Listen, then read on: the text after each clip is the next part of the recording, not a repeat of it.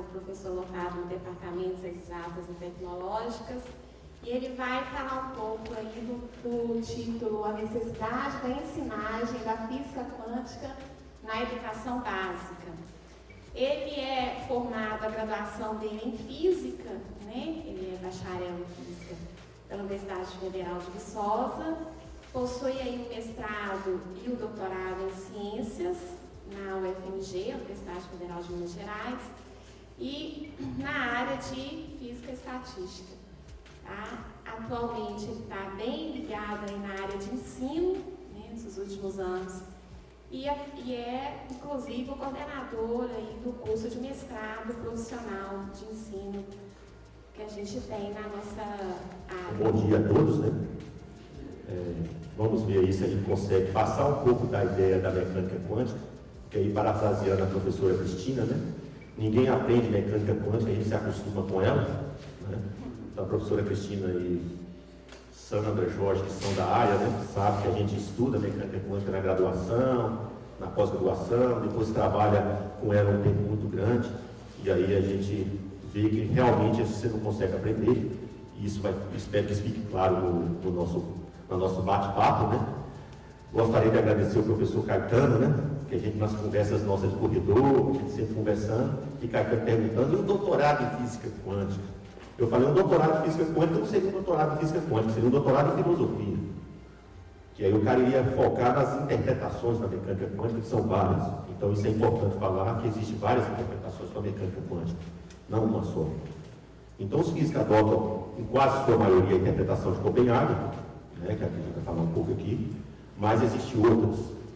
Outro ponto interessante, que nessas conversas, o Caetano, a gente conversando, eu falei, não, os físicos, quase todo físico, eu acho que todos, tirando algumas áreas, tipo mecânica celeste, Gauss, que mexe com coisas mais clássicas, né, trabalham e usam a mecânica quântica como instrumento de trabalho, porque ela é uma ferramenta na qual toda a física moderna está, né, toda a parte da produtividade da física está inserida.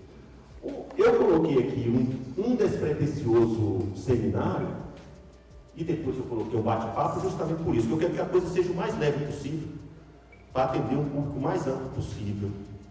Então, meus ex-alunos aí de física, vocês não vão ter uma aula de física, até porque vocês não estão mais resistindo e aguentando mais esse tipo de aula, né? Então vai ser mais um bate-papo, mas que vai ser útil para vocês também, porque apesar da coisa ser muito leve em termos técnicos, vai ser muito profundo em termos de ideias, de implicações filosóficas, não tão profundo em implicações filosóficas, e eu não resisti, eu coloquei umas 3 equações, porque eu mudei, tinha que fazer isso, mas eu não vou focar nas equações, eu vou focar nas ideias, beleza? Mas tem 3 equações, porque eu não resisti, tinha que colocar as 3 equações. Então, vamos começar a nossa viagem. O título que eu escolhi, a necessidade da ensinagem da física quântica na educação básica, foi baseado nesse senhor aqui, o Nelson Stuart, que ele é um dos membros, né, e responsáveis pela implantação do Mestrado Nacional Profissional em Ensino de Física, que hoje conta com 62 polos, né, 63 polos, desculpa, 64, não sei, você sabe, Jorge, de cabeça? Né? Mais ou menos por aí, 64. Então você tem muitos polos espalhados pelo Brasil, a CAPES cortou verba, então não se criou mais polos, desde 2016, 15, desculpa, não se cria mais polos. Mas existe esses 64, é o ESB, é um dos polos. E esse camarada, ele usa o termo ensinagem. O que seria ensinagem? Você não pode associar, se você é um educador sério, o ensino da aprendizagem. Porque muitas vezes a gente se preocupa com o ensino, bola milhões, estuda milhares de teorias de ensino, mas não fala de aprendizagem. E às vezes a gente usa a palavra-chave processo de ensino-aprendizagem, que Caetano agora disse que não vai usar mais processo de ensino-aprendizagem, vai usar ensinagem. Então, para dar crédito à neologia, como é que se diz? Neologismo aí da palavra, né? O Stuart nos presenteou, além do material muito bom, além do mestrado profissional, com esse vocábulo novo aí da língua portuguesa, que é ensinagem. Bom, vou começar com a piada, para a coisa ficar leve. Temos aí o gato de Schrödinger, né? O gato de Schrödinger disse, num tom violento, né? Quando abrir essa caixa, um de nós morrerá. É uma piada. Vamos ver se vocês entendem essa piada. Quem não entendeu essa piada agora, espero que ao final do seminário possa entender essa piada.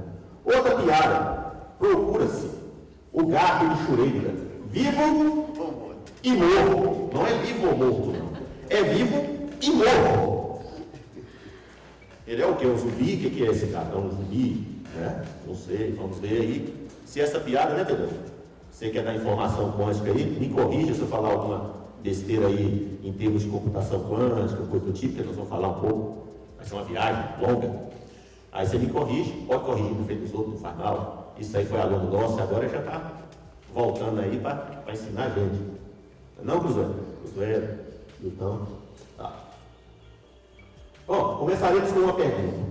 Dado o grande sucesso da física clássica, eu gosto de falar da física clássica porque depois que veio com esse modismo de física quântica, parece que a física clássica não é importante.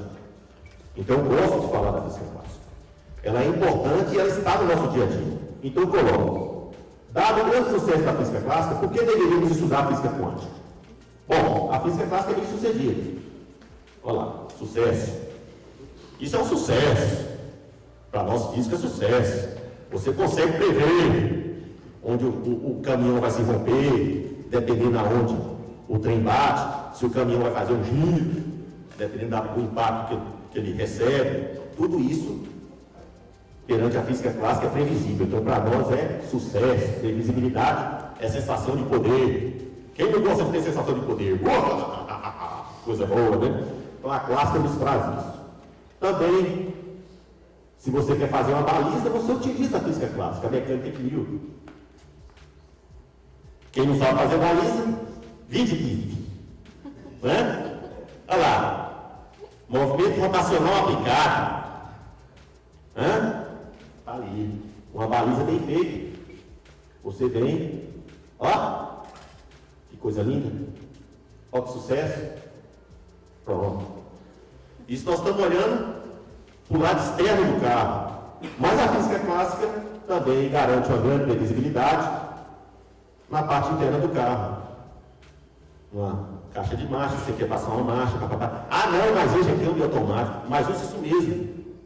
O mecanismo é só o mecanismo de aceleração acoplado, né? A de marcha, e é tudo previsível pela clássica.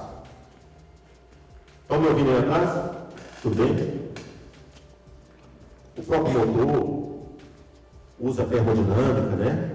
Usa mecânica, usa tudo isso, usa a eletricidade ali da parte elétrica do carro. Se você quer lançar um satélite, quem gosta de GPS, né? Usa esse programinha. O satélite é lançado usando os conceitos da física clássica. Né? E não menos importante, né? Por último, não menos importante, o Michael Jackson. Aí Caetano, que é fã do Michael Jackson, saiu. Tá aí? Não, tá aí. Caetano, que é fã do Michael Jackson, inclusive é um grande. Nós já, nas festas, já demonstramos nosso potencial, né? Em cover do Michael Jackson. Como o Michael Jackson consegue fazer esse movimento aí, né? Que parece desafiar a física. Hã? Só parece. Na verdade, patenteou. Michael Jackson não era bobo, né? Patenteou esse mecanismo do sapato dele ali, olha. Sabia disso? Então ele não pode ficar fora do centro de massa dele, fora do centro de gravidade dele, que ele poderia cair. Então parece mágica, mas ele trapaceou, mas usou o conhecimento aí da física clássica até para se divertir e divertir os outros.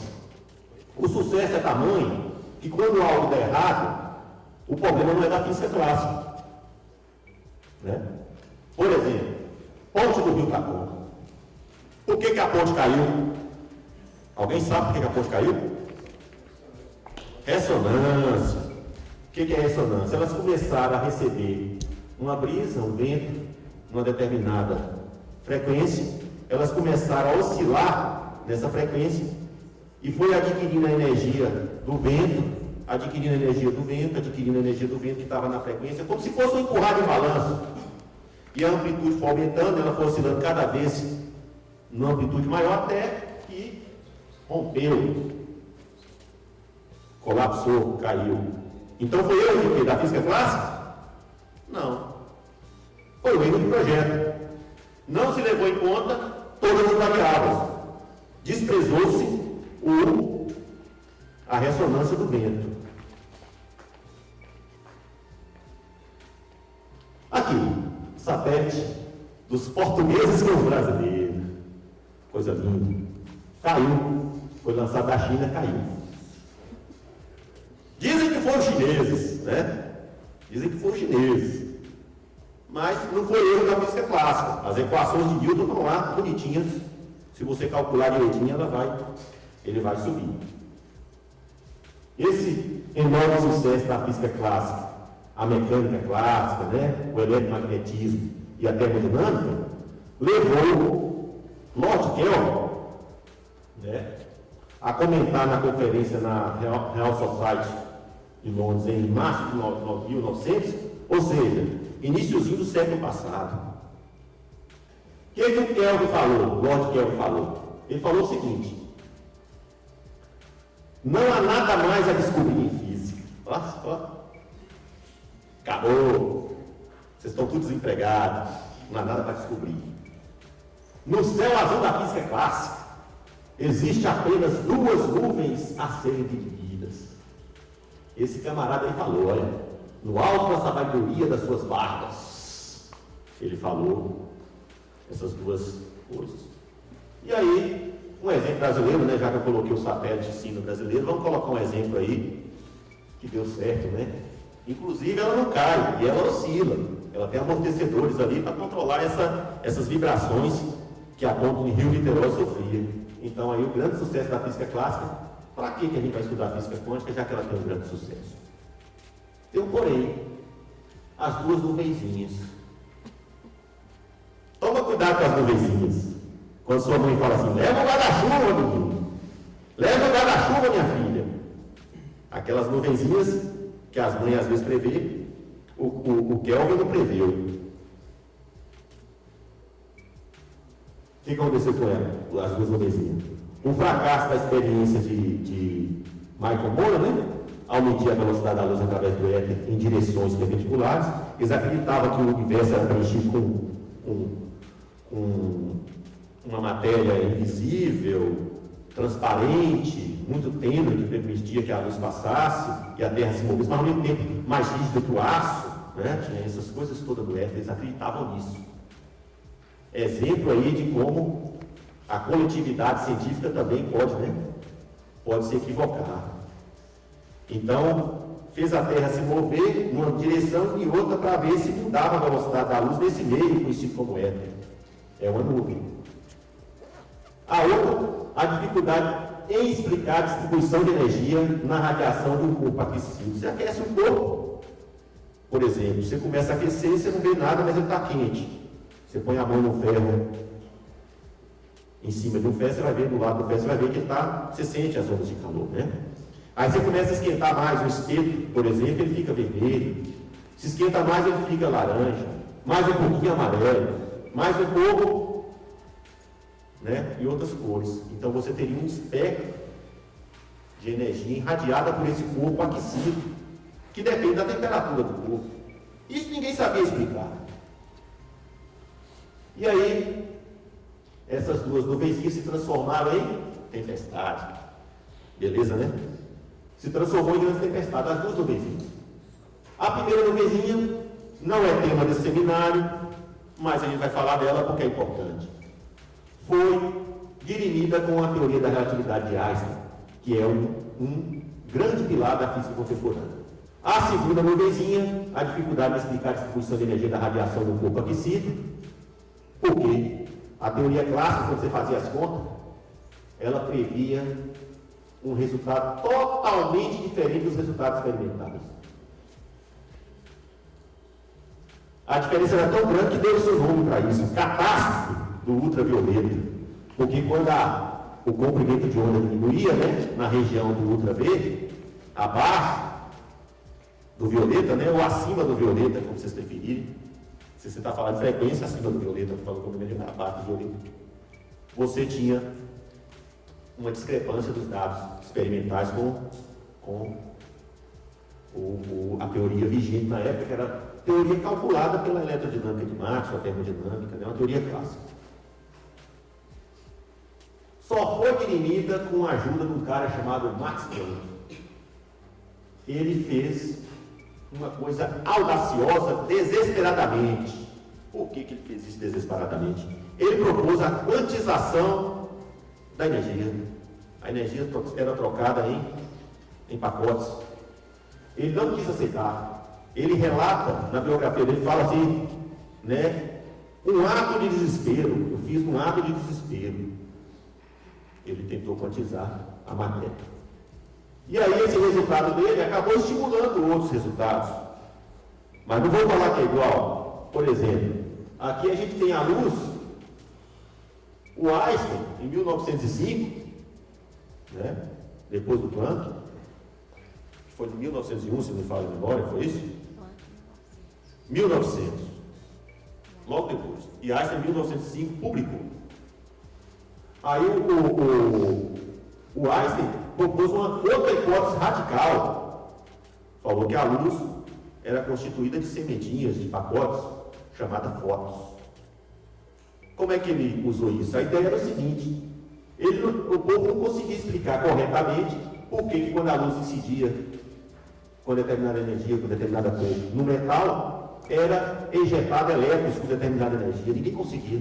Aí ele falou: não, vou pensar na luz como constituída de um monte de bolinhas, como se fosse ping-pong, como se fosse boliche. Elas vêm com determinada energia. Essas bolinhas batem no elétron, o elétron é injetado. Então ele quantizou a luz, né?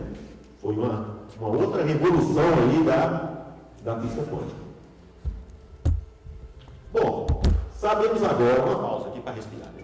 Sabemos agora que o nome quântico vem do pai da física quântica, Max Planck. Mas o que vocês entendem por mecânica quântica? A mecânica quântica, né, é o ramo da física que estuda os objetos em escala muito pequena. E a física moderna é denominada, né, dominada por esses conceitos. Né? Daí eu vou parar um pouco para falar de física clássica de novo, para a gente ver como a física quântica é importante na questão de romper com os paradigmas clássicos. Bom, durante muito tempo a física clássica ela dominou toda a física, até o aparecimento da mecânica quântica e da teoria da relatividade, que passou a explicar as coisas muito pequenas. O que acontece? As equações da física clássica falham quando você tenta explicar objetos muito pequenos. Ela falha muito. Bom, então eu inventei e coloquei duas equações aqui. Ou seja, as equações da física clássica falham quando a gente quer explicar o mundo muito pequeno. Então a gente tem que usar as equações da mecânica quântica. Eu não vou entrar em equações, só coloquei essa aqui só para fazer um paralelo. E aqui tem a equação da física clássica, que é a gravitação universal. E aí a pergunta é: há alguma semelhança entre essas equações? Há alguma semelhança? Olha, todas duas são equações deterministas. Então, apesar da gente estar na mecânica quântica, é mecânica quântica, não determinística. A equação de Schrödinger lidar com precisão infinita a função de onda. Ah, professor, mas quem fez quântica sabe que a função de onda, se eu pegar, tomar o modo dela, elevar ao quadrado, não sei o que, eu vou ter a densidade, a probabilidade que multiplica pelo volume, eu vou ter a probabilidade do volume. Tudo bem, ela te dá a probabilidade, mas te dá a probabilidade com precisão infinita. Assim como a equação clássica. Aí eu vou parafrasear Belchior. Me andou a perceber que apesar de termos feito tudo o que fizemos, ainda somos o mesmo e fazemos. Ainda somos o mesmo e fazemos, como o velho Newton. Ou seja, a gente quer ser determinístico ainda. A gente acha, a sensação de poder é muito grande. É aquela coisa do Senhor dos Anéis, meu precioso, né? Meu precioso, né? O poder. Né? Então, deixa essa provocação aí para vocês, né? Será que a coisa quântica é um rompimento de paradigma tão grande assim? Ou ainda estamos no paradigma newtoniano? uma questão filosófica. Bom, vamos falar dos domínios da física. A física clássica trabalha com objetos grandes, massivos e baixas velocidades. Altas velocidades, a gente entra no domínio relativístico. Objetos pequenos, a gente entra no domínio quântico. As leis clássicas não valem mais. E se o objeto for pequeno e tiver alta velocidade, nós precisamos da teoria quântica de campo. Entendeu? Então é uma imagem comum, né, nos livros e nos textos de divulgação sobre os domínios da física. Quando eu digo alta e baixa velocidade, eu estou dizendo objetos com velocidade comparada à velocidade da luz. 3 vezes 10 a 8 metros por segundo. Ou 300 mil quilômetros por segundo. Quando eu digo objeto grande e pequeno, eu falo comparado ao tamanho do próton, do elétron, ou seja, a constante de Planck entra aí como um limitador. Bom, o fato de existir uma física própria para o mundo subatômico tem consequências extraordinárias. Por exemplo, como a quantização da energia, da radiação. A gente pode enumerar outras consequências que são extraordinárias para essa nova física.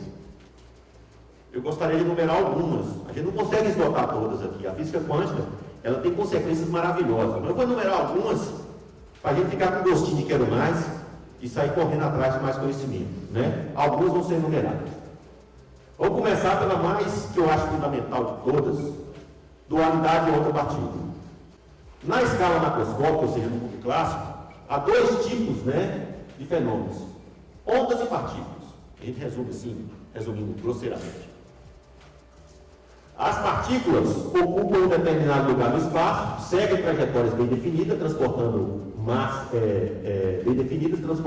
e energia à medida que se movem. Aqui eu escolhi aqui uma partícula alfa interagindo com o núcleo massivo, que foi o experimento que Rutherford fez para provar que o núcleo é bem pequenininho, né?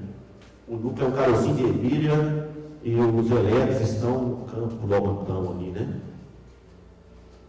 Lomantão está pequeno, um campo maior, né? Vamos lá para o campo lá, aquele de Salvador, como o nome dele é o... vamos lá. Então ali o Rutherford fez esse experimento e a análise dele foi toda feita em termos de trajetória. Todo feito em termos de trajetória. Então a partícula leva a massa, tem uma trajetória bem definida, né? Já podemos pensar em ondas também na física clássica. Elas se movem sem o transporte de matéria, as ondas clássicas. Por exemplo, ondas de som são simplesmente compressões e rarefações do ar que levam a minha voz até vocês. Entendeu? Então esse som está viajando no espaço através da compressão do ar e da rarefação do ar. Só que essa partícula, se vocês observarem, vermelhinha ali, ela não vai até vocês. O que vai é só essa energia. Isso é uma onda clássica de som.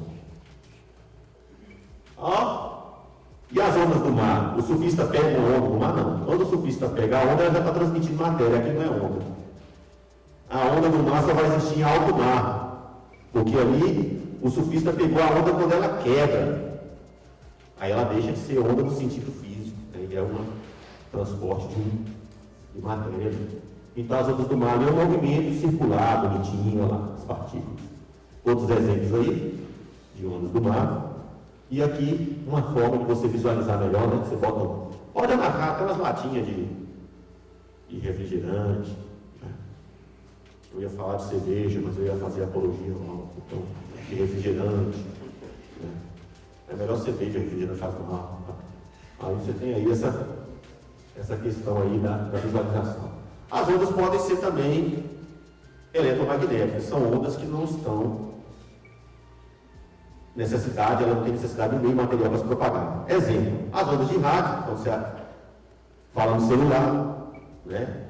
Você está enviando ondas de rádio, são ondas que são oscilações do campo elétrico e magnético. O mesmo campo elétrico é criado por um corpo carregado, o mesmo campo magnético é criado por um ímã, ou por uma corrente elétrica que passa num circuito. E essas ondas podem viajar pelo espaço. É uma onda. Além disso, o que acontece? As ondas exibem propriedades que as partículas clássicas não exibem, como interferência, por exemplo. Quando a onda passa por essas duas fendas aqui, né, ela vai se dividir em duas. O máximo de uma onda pode encontrar o mínimo da outra quando chegar ali no anteparo, que é aquela região onde elas vão interferir. Então, se encontra máximo com máximo, eu reforço a onda. Vai ficar mais brilhante ou mais forte a região com a onda da água. O impacto vai ser maior. Se encontra o máximo com o mínimo de uma onda, né, elas vão destruir uma outra e você não recebe nada do outro lado. Então, o que você vê, no caso, você passar um feixe laser por duas fendas bem pequenininhas, você vai ver regiões, quando ele incidir numa parede, vai ver regiões da parede clara e regiões escuras. A região clara, eles interferiram construtivamente, máximo e máximo com o outro. Vai ter o dobro do brilho do laser. Quando você vê o escuro, eles interferiram destrutivamente, o máximo com o mínimo de outro, e é como se uma onda brigasse com a outra e já vimos que em determinados fenômenos a luz se comporta como se tivesse natureza ondulatória, interferência de fração, e em outras partículas, efeito fotoelétrico. Só que acontece que um filho de um duque, que era historiador e era irmão de um camarada chamado Maurício de Broglie, por que eu estou falando do irmão? Porque o irmão era físico e ele não era. Cismou de mexer com física. O nome dele, Lois de Broglie. E aí ele propôs uma teoria chamada dualidade onda-partícula. Já sabíamos que a luz se comportava como partícula. Ela era uma onda e se comportava como partícula, como o efeito fotoelétrico, que a gente viu agora atrás. Mas, para de Broglie, se a luz se comporta como partícula, a luz que é uma onda se comporta como partícula, por que não uma partícula, como um elétron, não se comporta como uma onda? Essa foi a ideia dele. Então o elétron, o próton e as partículas quânticas teriam um comportamento ondulatório. Foi uma ideia audaciosa, porém ela foi comprovada experimentalmente. Se eu passar elétrons por duas fendas e os elétrons fossem clássicos, o que aconteceria? Ele passava por uma fenda, pela outra, e o que aconteceria é que eles iriam incidir em duas regiões. Mas se acontece o que de Broglie falou, dos elétrons se comportar como ondas também, como espera o mundo quântico, o elétron ele vai bater só em algumas regiões. Isso é maravilhoso. Porque tem regiões que o elétron não passa, não acerta. Por quê? Porque o elétron se comporta como uma onda também, dependendo do experimento. Então, de Broglie, a experiência, a teoria dele foi altamente comprovada e tem aplicações tecnológicas assim imensas no dia de hoje. Então, na mecânica quântica, a gente não faz distinção entre ondas e partículas e vice-versa. A gente vê que é tudo, né, a mesma coisa. Dependendo da situação, hora se comporta como onda, dependendo da situação, hora se comporta como partícula. Uma aplicação da questão da onda ser partícula, a luz se comportar como partícula. Nós vimos o efeito fotoelétrico, os postes de iluminação pública. Está vendo esse potinho esse negócio parecendo aí um copinho de sorvete? Isso é um relé fotoelétrico. Ele recebe a luz, enquanto está recebendo a luz, ele mantém o circuito circulando a corrente ali, e aí a luz do poste não vai acender. Na hora que o sol se põe e a luz some, ele para de mandar aquela corrente, e aí a luz acende. Outro exemplo são as portas de elevador. Você passa por um elevador, a porta abre. Por quê? Ô fulana, está chegando, você ó, bota a mão, né? Vai interromper o fechar da porta do elevador. Você interrompeu ali um laser infravermelho, uma luz infravermelha, e acertar uma fotocélula, e essa interrupção faz com que o circuito abra a porta do elevador. Fora aquelas torneiras que você lava a mão, chega nesse lugar chique, né? Tá? Põe a mão assim, automaticamente. A questão do código de barra, né? Também no supermercado, não no celular. O celular é outra coisa.